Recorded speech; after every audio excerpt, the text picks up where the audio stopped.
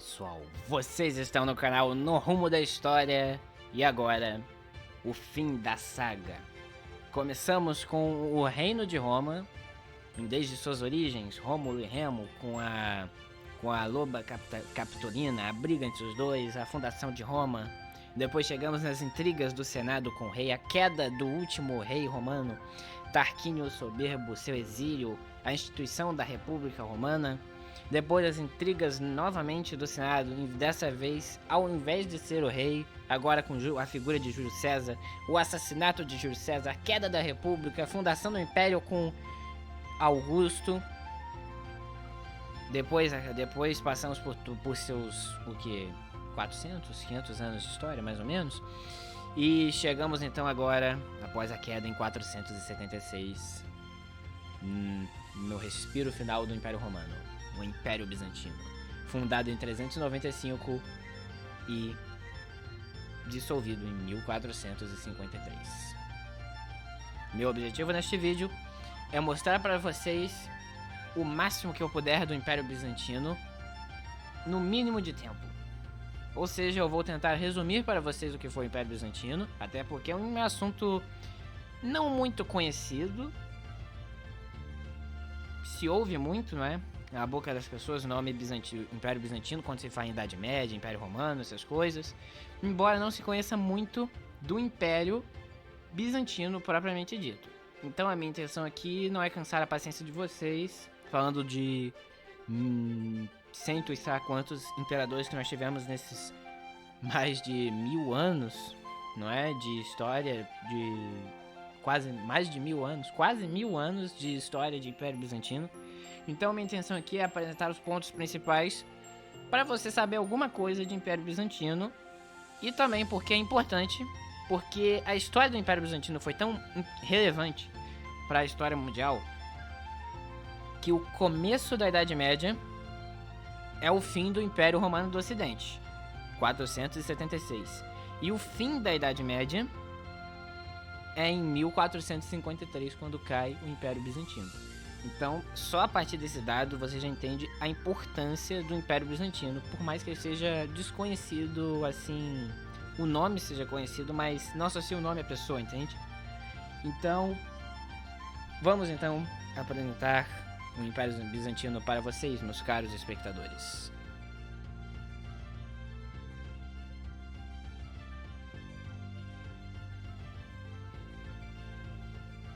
Então, para darmos um contexto do que foi esse Império Bizantino, nós precisamos entender por que Bizantino no nome, primeiramente. O termo Bizâncio, de onde nós temos Império Bizantino, ele tem origem em 658 a.C., quando a colônia grega de Bizâncio foi formada. Era uma região muito importante comercialmente e foi conquistada pelos romanos junto com o resto da Grécia. E dessa forma, o que já era muito grande na época, o polo comercial muito grande, ficou ainda maior agora com Roma investindo pesado em cima da região.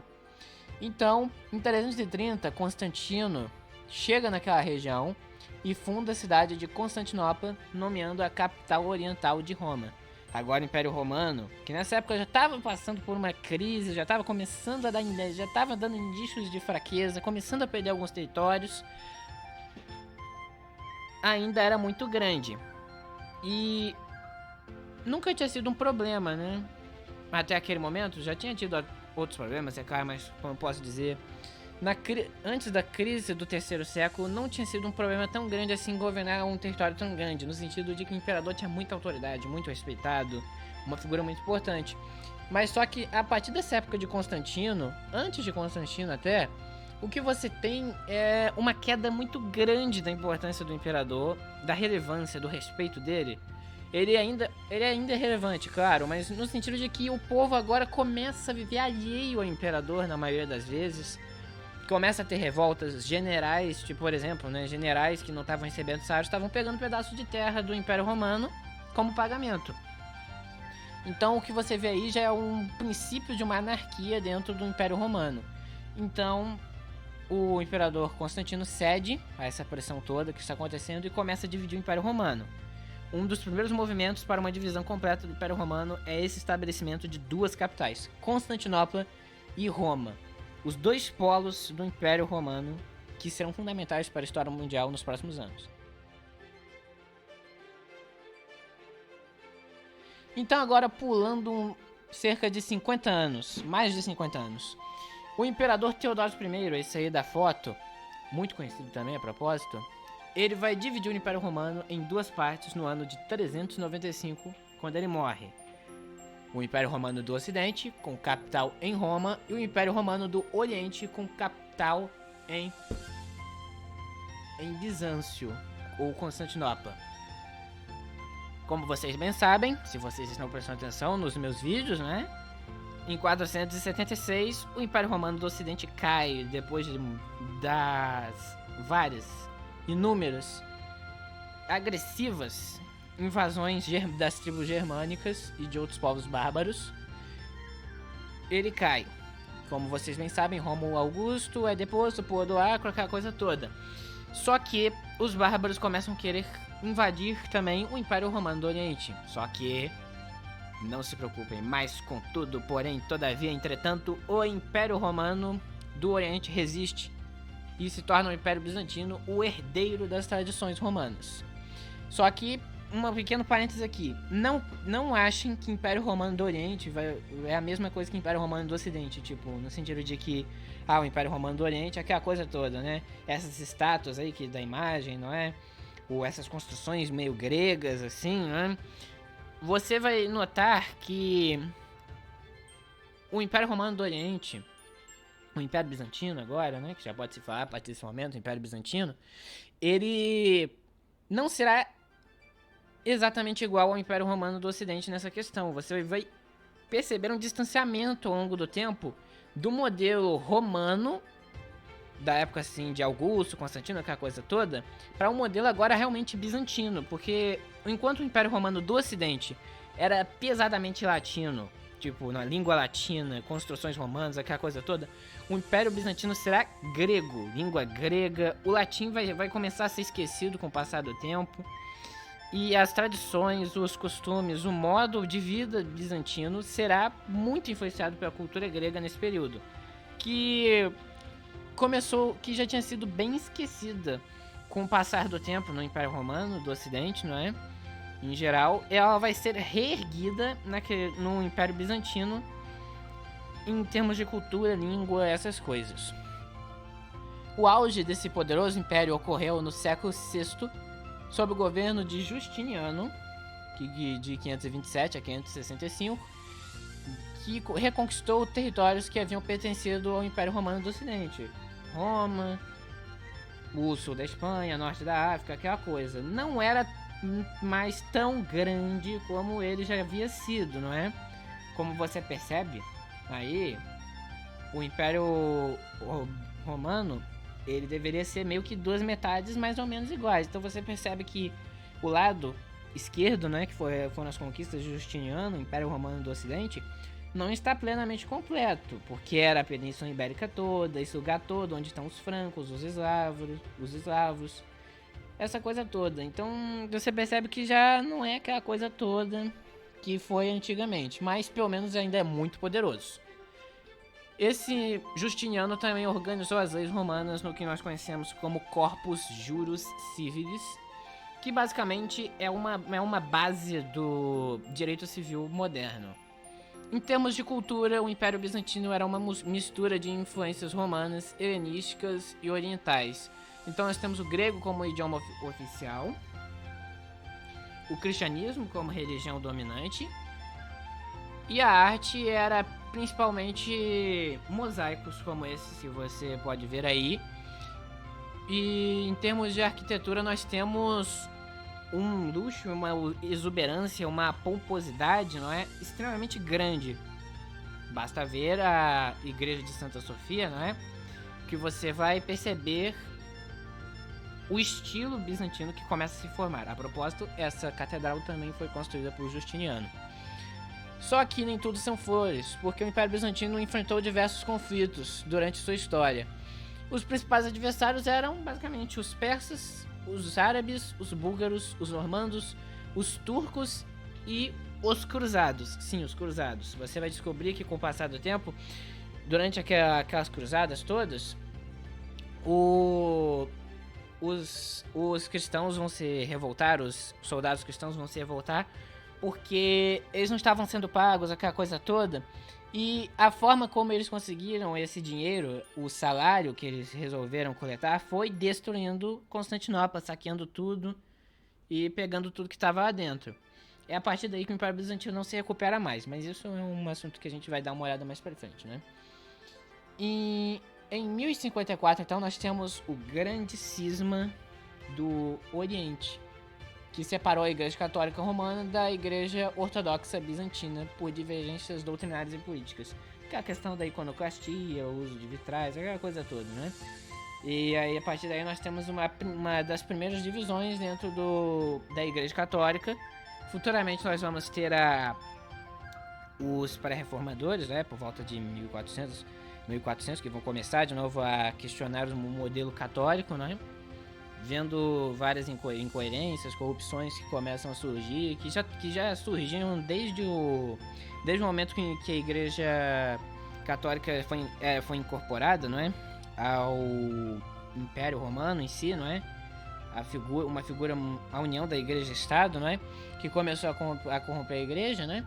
A partir daí, então, nós temos esses vários questionamentos que vão resultar na Reforma Protestante lá por 1500.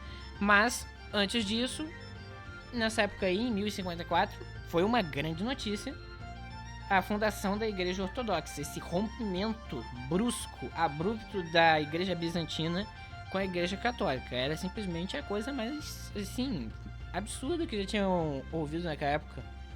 Porque naquela época o catolicismo já era muito forte mesmo. Ele vai ficar ainda mais forte com o passar dos anos, não é? Mas a partir daí você já nota esse distanciamento que eu falei, não é? De uma tradição mais grega na parte bizantina. Eles começam a fazer as coisas do jeito deles. Principalmente nessa questão da iconoclastia, né? De uso de vitrais, as catedrais um pouco diferentes, né? Do estilo tradicional católico, que aqui nós conhecemos como barroco, principalmente, né? Igrejas aqui no Brasil, as igrejas católicas aqui no Brasil seguindo esse estilo barroco, mais ou menos, né? E nesse momento, esse tinha sido o principal evento de divisão, que, mais uma vez, mostra a ruptura que nós temos, a ruptura definitiva do Império Bizantino com o modo romano de fazer as coisas. Aí nós temos então que não é um sucessor direto, ele vai dar a continuidade. Tem uma diferença entre quem dá continuidade e quem é o sucessor. O sucessor vai fazer a mesma coisa. O que vai dar continuidade é o que vai pegar aquilo, vai olhar para aquilo, vai analisar essa coisa e vai dar a cara dele para aquela coisa, dar uma polida, tentar dar uma melhorada muitas vezes. O sucessor muitas vezes é usado para dizer que o cara pegou aquilo e prosseguiu. Passou adiante. A mesma coisa sempre, linha de montagem. Enquanto o que dá continuidade seria o que faz a continuidade, né, do Império Romano, seria a pessoa que tenta reformar um pouco esse modelo romano de fazer e enxergar as coisas. Mas enfim, em 1204, o Império Bizantino é saqueado, como eu disse. Ele é saqueado e ocupado pelos cruzados na Quarta Cruzada, que estabeleceram o Império Latino de Constantinopla. Então, os bizantinos vão ficar no Império de Nicéia, resistindo até 1261, e quando vão reconquistar Constantinopla. O Império Bizantino estava extremamente decadente nos próximos anos, não se recuperou mais, como eu disse. A partir daí, Bizâncio não se recupera mais. A crise voltou aguda, estrondosa, absurda. O território estava muito reduzido. Isso aí, ó, compara esse Império Bizantino com o Império Bizantino que eu mostrei atrás, para você ver a diferença. O que era antes uma boa parte da Europa, sob o reinado de Justiniano, quase toda o Oriente Médio todo, um pedaço gigantesco da Ásia, a potência, o sol nascente do Oriente, antes de termos essa questão, não é, do Japão, mas enfim, releva esse termo. O Império Bizantino, não é, muito poderoso naquela região, agora estava lutando para conseguir sair dos Balcãs, porque nós temos o segundo Império Búlgaro, o Grande Valáquia, Reino da Hungria, Reino da Sérvia, Despotado do Epiro, Reino da Cilícia, os turcos, o Sultanato Mameluco, o Kanato da Horda Dourada, milhares de pequenos reinos, cada um deles lutando por uma fração de território muito minúscula, que é o que nós conhecemos como Balcãs, não é? E aonde o Império Bizantino estava perfeitamente posicionado. Perceba que o Império Bizantino está exatamente no meio, entre o Mar Negro e o Mar Mediterrâneo. Muito importante, o território muito importante, especialmente ali onde fica Constantinopla. Aquilo ali é o canal de ligação entre o Mar Negro e o Mar Mediterrâneo. E o Mar de Mármara, né? Mas depois vai pro Mar Egeu, Mar Mediterrâneo, aquela coisa toda, que desemboca no oceano, mas enfim. O que importa é que era um ponto muito importante. E o Império Bizantino estava com uma pressão absurda. Desde sempre, todo mundo estava pressionando o Império Bizantino para conseguir aquele território. E ele resistia. Começou a ceder a partir do ano 1000 aí, por volta desse ano 1000. Começou a dar uma cedida a partir desse momento. Aí veio a Quarta Cruzada, destruíram Constantinopla. Aí o Império não voltou mais, perdeu um monte de território e ficou lutando para conseguir essa fração de território nos Balcãs. Mas depois de tantas lutas, o Império Bizantino em 1453 cairá para os otomanos liderados por Maomé II, o último imperador bizantino. Constantino XI vai morrer defendendo a cidade. A última vez que viram ele, né, foi quando foi ele saindo das muralhas, tirando vários apetrechos reais, não é? Pegando a espada e o escudo e correndo em direção a uma falange otomana, e nunca mais foi visto. Mas ainda assim foi uma invasão muito pesada dos otomanos. Uma coisa que os bizantinos sabiam fazer era resistir, porque Constantinopla era muito bem fortificado, os muros eram grandes, então os otomanos chegaram com provavelmente um dos maiores canhões que a humanidade já conheceu. Só superado pelo El Cristiano, claro, né? E que foram disparados contra as muralhas várias e várias vezes, em um cerco pesado, gente passando fome e os bizantinos firmes na defesa. Mas como vocês sabem, água mole em pedra dura, tanto bate até que fuja. Os muros caíram, os portões foram abertos e Constantinopla hoje é Istambul, na Turquia. Mas o legado bizantino é imenso, tanto para a história quanto para a cultura, arte, religião, política, direito. Preservou o patrimônio greco-romano, conseguiu desenvolver a Europa Oriental, até mesmo o mundo islâmico se desenvolveu a partir nesse período, graças ao Império Bizantino, e inspirou os movimentos como o Renascimento e o nacionalismo grego. Então dá para se dizer que foi um fim, de certa forma, digno para esse Império Romano, não é? Porque, realmente, até aqui, desde 27 a.C., lá com Augusto, derrubando a República, fundando o Império, sendo proclamado exaltado, não é? Pelo Senado, pelas legiões romanas, até agora, em 1453, nós tivemos muitos, mil e sei lá quantos anos de história, muito digna, né? Digna de um Império Romano, não é? Que não é à toa que tem toda essa carga, não é? Império Romano, que conseguiu ter uma história muito digna. Em alguns momentos não foi aquela coisa, né? Mas um fim, digamos assim, até que bem digno, né? Não desistiu sem lutar. Foi uma luta bem acirrada, foi uma vitória bem difícil, árdua, bem custosa para os otomanos. Lembrando que nessa época o Império Bizantino estava extremamente enfraquecido. Eles não tinham nem mais aquela porção toda nos Balcãs, era basicamente só um pedacinho além de Constantinopla. Então, dadas as circunstâncias, foi um fim muito digno para o Império Romano do Oriente, o Império Romano em geral. E este foi o Império Bizantino, né? Encerrando essa saga do Império Romano. Espero que tenham gostado. Obrigado por assistirem até aqui. Valeu, falou!